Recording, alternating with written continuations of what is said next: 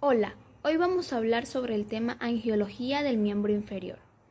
Este grupo está conformado por Mayerly Espinosa, por Brian Paredes y por mi persona, Paola Pinargote. Bueno, principalmente tenemos a la arteria aorta. La arteria aorta sale del ventrículo izquierdo, llega a la porción torácica abdominal, específicamente se convierte en arteria aorta abdominal y en L4 pues ella se termina bifurcando en arteria ilíaca común izquierda y arteria ilíaca común derecha. Esta a su vez pues se divide en arteria ilíaca externa y arteria ilíaca interna. La arteria ilíaca externa pues pasando el ligamento inguinal se convierte en arteria femoral, más abajo obteniéndose la arteria poplitea y la arteria ilíaca interna se divide en tres grupos, en ramas viscerales, ramas parietales intrapélvicas, ramas parietales extrapélvicas. Bueno, las ramas extrapélvicas de la ilíaca interna tenemos a la arteria obturatriz, que la podemos ver aquí, y esta pues nace como colateral del tronco anterior de la arteria ilíaca interna y pues se dirige anteriormente a la pared lateral de la pelvis eh, menor hasta el conducto obturador penetrando el muslo. Bueno, pues en el interior del conducto obturador se divide en dos ramas. La rama anterior pues suministra a los músculos obturador externo, a los músculos aductores a los músculos, y al músculo grácil, mientras que la rama posterior proporciona ramas intrapélvicas, ramas acetabular, ramas musculares y origina dos ramas anastomóticas. La arteria glútea superior nace del tronco anterior de la arteria ilíaca interna y esta más bien se discurre entre los músculos glúteo medio y glúteo menor. Esta pues se divide en dos ramas, pues una rama superficial y una rama profunda. Pues la rama superficial discurre entre los músculos glúteo medio y glúteo menor y la rama profunda pues discurre a lo largo de las inserciones superiores de los músculos glúteo mayor.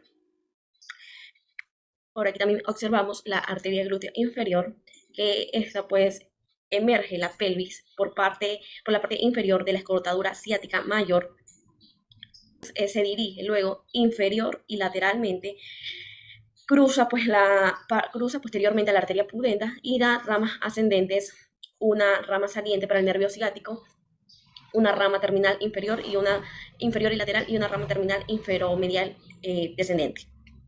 La arteria pudente interna nace como tronco anterior de la arteria ilíaca interna y esta pues rodea el vértice de la espina ciática, cruza la arteria glútea inferior eh, y penetra pues la fosa isquiazonal de la escotadora ciática menor. Proporciona dos pequeñas ramas, una que termina en el músculo del glúteo mayor atravesando el ligamento sacrotuberoso y dos arterias pues gemelas destinadas a los músculos gemelos, piriforme, así también como el obturador interno. Y irriga pues los genitales internos y los músculos de la región perinal. La arteria femoral esta es como a continuación de la arteria ilíaca externa, perdón, y esta pues siguiendo el ligamento inguinal, que es esta estructura pues que lo observamos aquí, pasándolo pues se convierte en arteria femoral y recorre el canal femoral en toda su extensión. Esta arteria tiene relación con el fémur, con la articulación de la rodilla, con los músculos popliteo, con los músculos semimembranosos, también con la fascia profunda y músculo gastrocnegmio, también con la vena poplitea y el nervio tibial. Es importante resaltar la estructura del triángulo femoral, ¿no?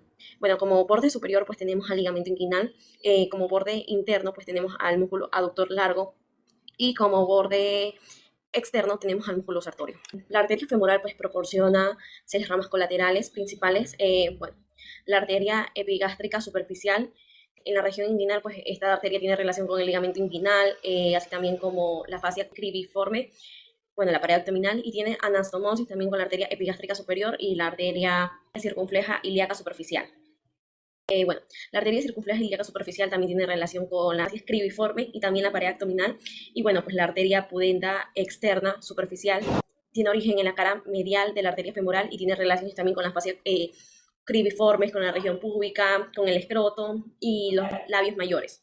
La arteria pudenda externa profunda, pues esta arteria tiene origen inferior a la externa superficial, también tiene relación con la vena femoral, con la vena safaena, con el músculo pectíneo, así también con el músculo aductor largo, y pues en la región femoral, bien otras ramas circunflejas, como la rama ascendente de la rodilla, medial de la rodilla, y la rama descendente de la rodilla, porque esta tiene origen en el hiato aductor y tiene relación con la rama safaena, con la rama articular y con la rama muscular. y esta pues discurre entre el músculo pectíneo y el músculo aductor largo.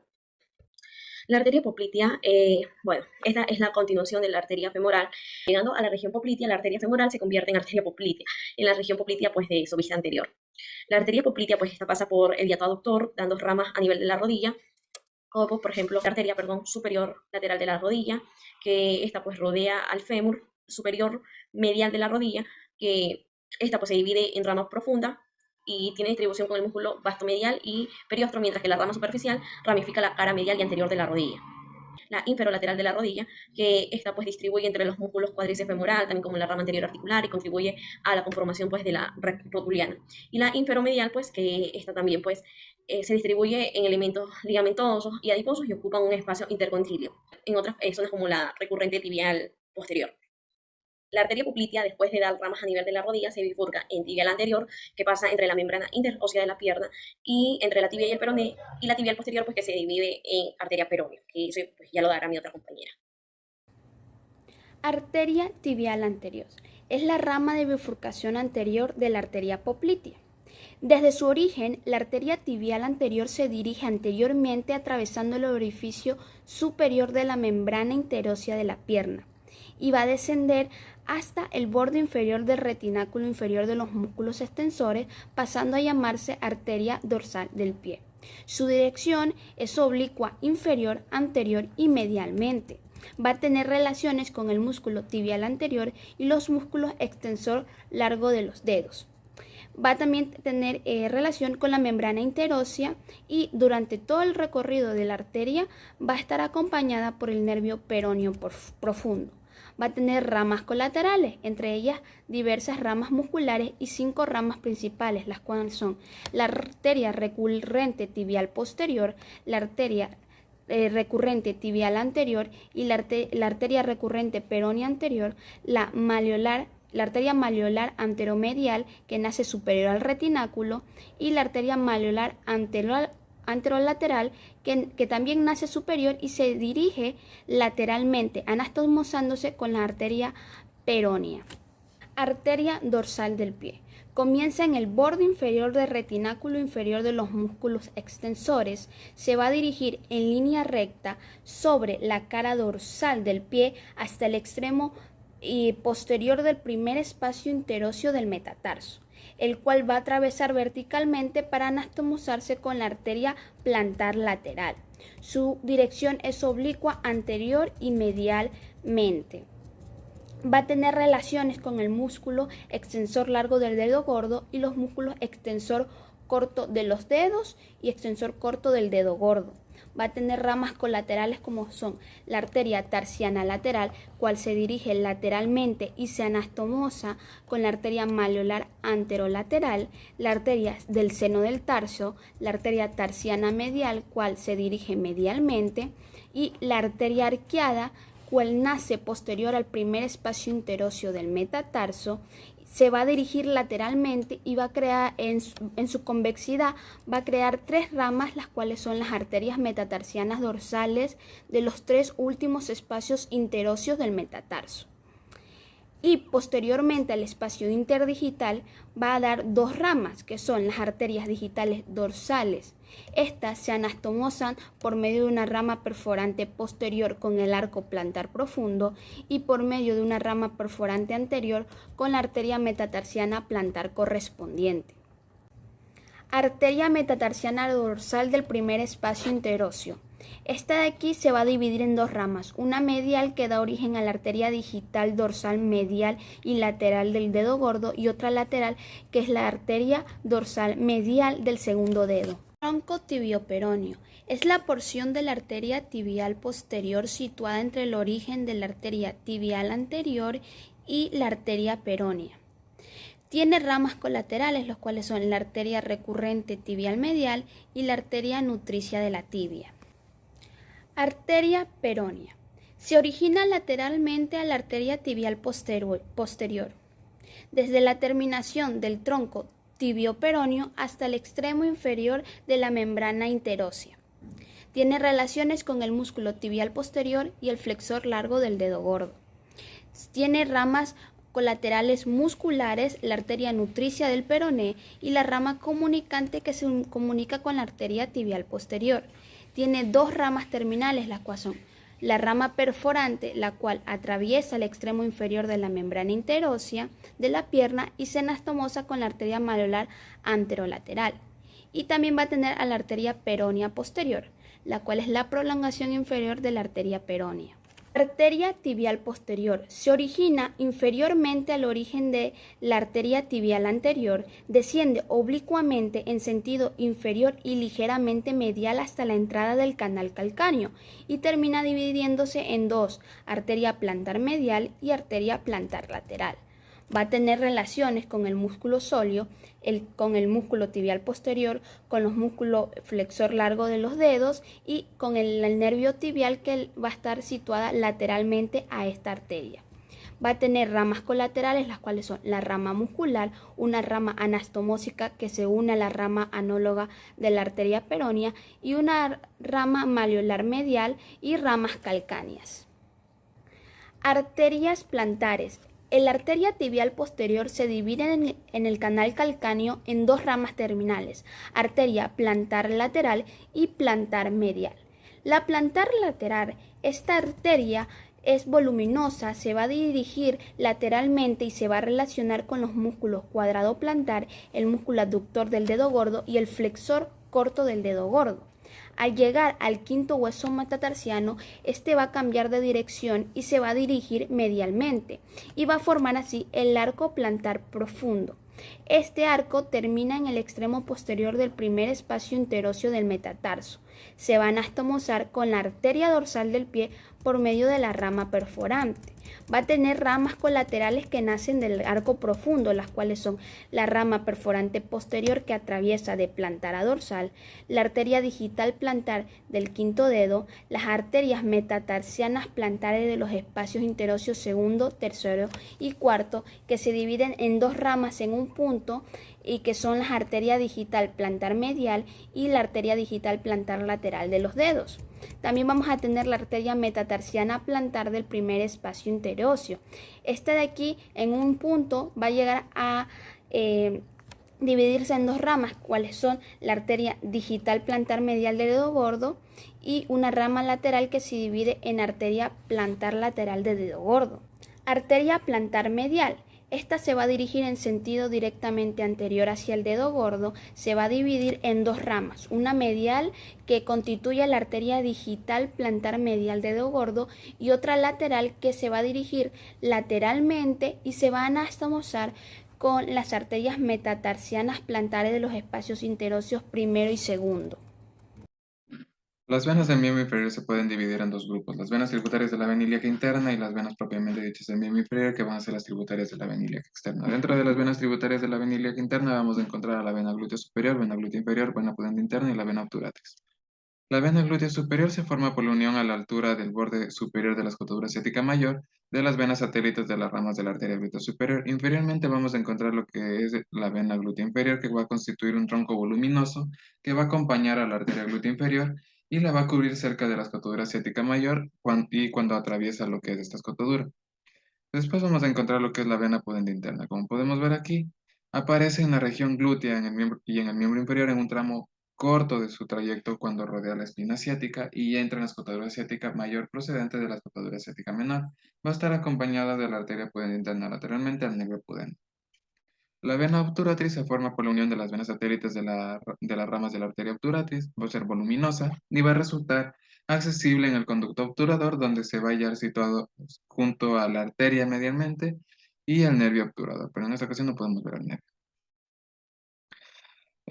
Las venas tributarias de la vena ilíaca externa se dividen en lo que es venas profundas y venas superficiales. Dentro de las venas profundas vamos a encontrar la vena tibio-peronea, la vena femoral y la vena poplitea.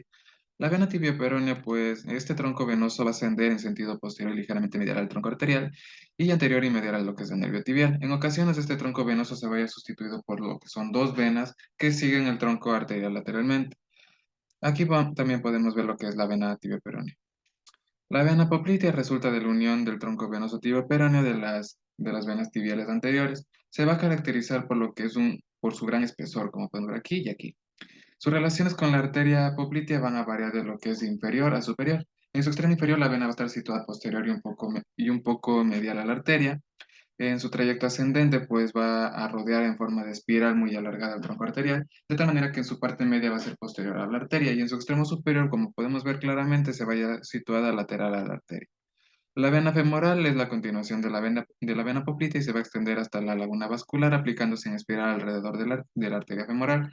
Esta está situada lateralmente a la arteria en el hiato aductor, posterior a la arteria en la parte medial del muslo y ocupa lo que es el lado medial en la laguna vascular. Va a recibir por una parte lo que es la de la vena savena mayor y otras colaterales de la vena femoral que van a coincidir con las colaterales de la arteria femoral. Esto nos lleva al siguiente punto que es las venas superficiales del miembro inferior. Aquí vamos a encontrar la red venosa dorsal del pie, la red venosa plantar y a las venas apenas tanto mayor como menor.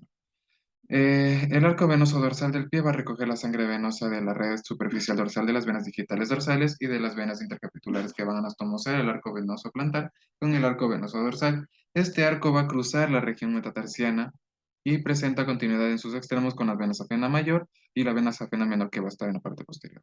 La red venosa plantar, pues aquí la planta del pie va a poseer una red vascular formada por pequeñas venas a las cuales Lehars le denominó lo que es suela venosa. En la parte anterior va a discurrir a lo largo de la raíz de los dedos un arco venoso plantar que va a drenar el arco venoso dorsal por medio de las venas intercapitulares.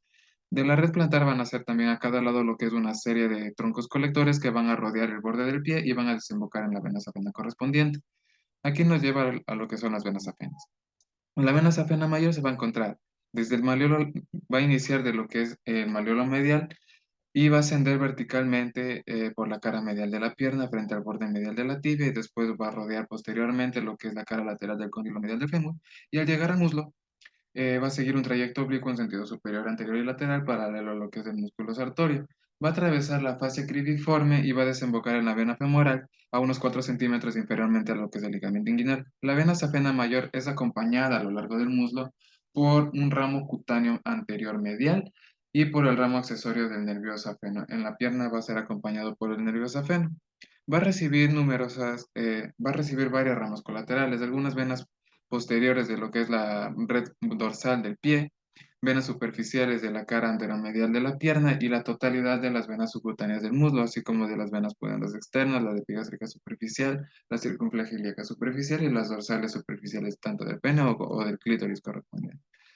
Esto nos lleva al siguiente punto, que es la vena safena menor. Después de haber rodeado el extremo inferior y el borde posterior del malleolo lateral, la vena safena menor va a alcanzar lo que es la línea media de la pierna, siguiendo un trayecto oblicuo en sentido superior y media. Hasta la parte media de la pierna, la vena safena menor va a ser subcutánea. Después va a atravesar la fascia y va a ascender entre lo que es los músculos gastrocnemios por medio de un conducto fibroso formado por un desdoblamiento de la fascia posteriormente al nervio postural medial. En la fosa poplitea, como podemos ver aquí, la vena va a discurrir entre las fascias y al llegar a la altura de la línea interarticular se va a incurvar anteriormente y va a describir lo que es el arco de la vena safena menor.